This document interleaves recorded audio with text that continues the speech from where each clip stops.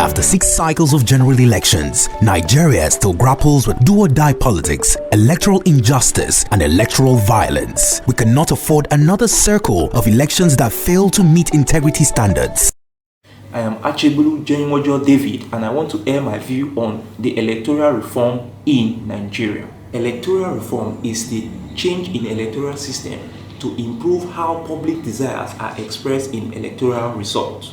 My 3 main priorities about electronic reform are as follows. 1. Electronic reform will help in the electronic transmission of results in Nigeria.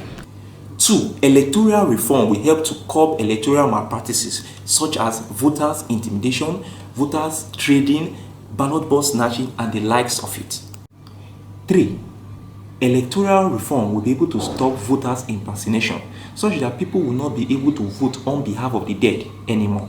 Since it's obvious that an awkward electoral process can't generate a credible result, I urge Nigerians to fix elections in Nigeria and make votes count.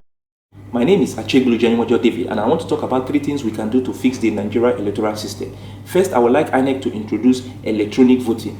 An application can be developed that will be used with our phones and on our computer gadget. This application should be designed in such a way that when we enter our voters card details and answer some security question, then voting process can continue. Secondly, an alternative to those who may not have computer gadgets enabled for e-voting, polling units should be set in place for such people.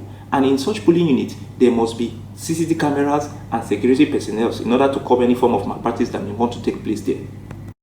Thirdly, reports from international observers, NGOs, religious bodies, and other social groups that monitor election should be put into consideration when doing the Electoral Act in future.